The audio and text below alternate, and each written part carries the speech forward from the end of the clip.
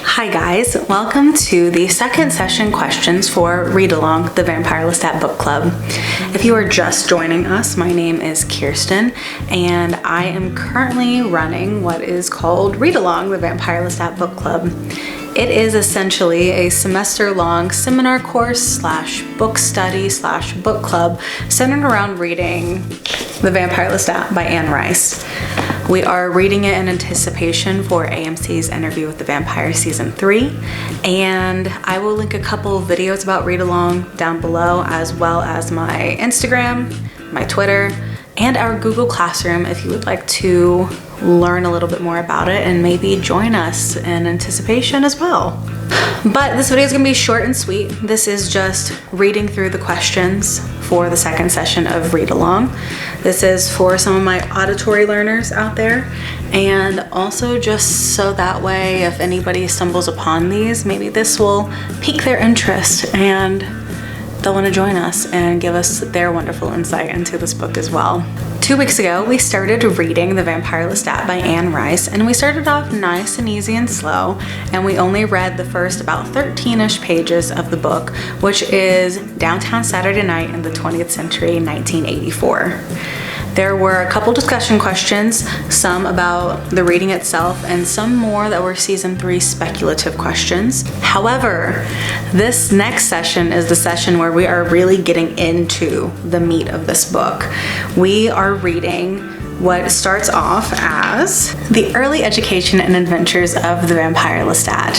And specifically, we are reading Part 1, which is titled Lelio Rising.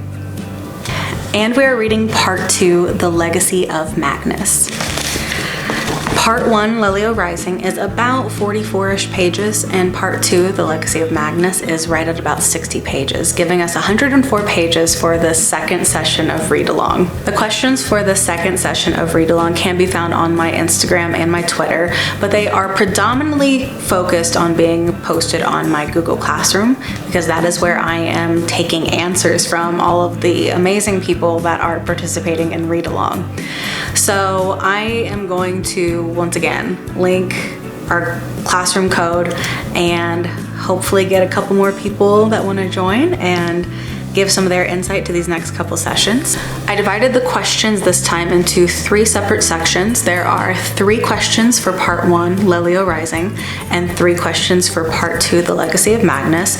And then there are 3 just other questions, which are mostly questions about things that you enjoyed and or Season 3 related questions. I do want to remind everybody that you do not have to answer all the questions by any means. If you only want to answer one of them, if you want to answer all 9, that is totally fine. If you want to write 1-sentence answers, if you want to write me a book, I will absolutely read through all of them. I had so much fun reading last week's, and I am dying to read this week's because I think these 2 sections might be my favorite sections of the whole book. They are just stunning. If you would like your answers to be included in the next discussion video, which will be going up on January 24th, 2025, I will need your answers to be submitted on Google Classroom no later than January 19th, 2025 at about 8 a.m. Eastern Standard Time.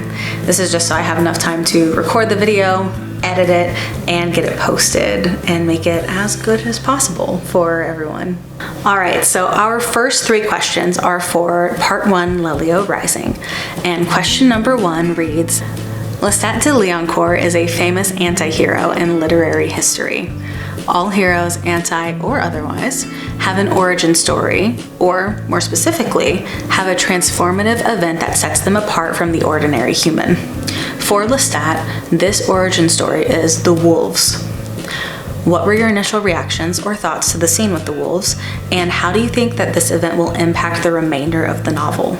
The second question for Lelio Rising reads, in Chapter 5, Nicolas declares what has been on his and Lestat's mind all along. They should run away to Paris. Though this inspires joy for Lestat at first, the joy quickly vanishes. On page 49, Lestat narrates a shift from what he calls the golden moment to the dark moment. Quoted, well, if there had been a golden moment in the room, it was gone now, and something different started to happen. I should call it the dark moment. And this continues heavily for the next several pages. Why do you think this shift happens? and what is significant about it? And the final question for the Lelio Rising section reads, Lestat's childhood is full of moments that shape the man and the vampire he becomes. Obviously, the monastery, the acting troupe, and the wolves are the most significant moments in his young life, but what other events, choices, and or actions carried weight in the person he is and becomes? The 3 questions for part 2, the Legacy of Magnus, are number 4 total, says, the first 2 chapters of the Legacy of Magnus narrate the kidnapping and turning of Lestat. In AMC's interview with the vampire, Lestat briefly talks about his kidnapping and turning in season 1, episode 6, and there are some references made to it in the tower scene in season 2, episode 8. What are the similarities you notice in the text and the show? Do you think there will be any significant changes made to these scenes in the show? If so, what changes? And what were your feelings as you read through this horror? The second question for this section, question number 5, says, in chapter 12 of The Legacy of Magnus, Lestat reunites in person with Nicki and the other members of the theater troupe. Though there is a warmth and happiness in this reunion, it all ultimately falls apart when Lestat takes to the stage once again. What causes his performance at Renaud's to get so out of hand? What does this tell us about Lestat, and how does this differ from the Harlequin performance that we witnessed in season 2, episode 3? And the final question for the Legacy of Magnus, question 6, says, this entire section gives insight to Lestat's earliest vampiric days.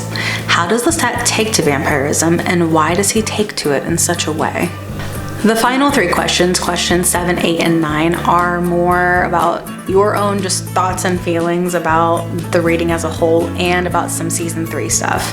So question number 7 reads, what was your favorite part of this section or sections, and why was it your favorite?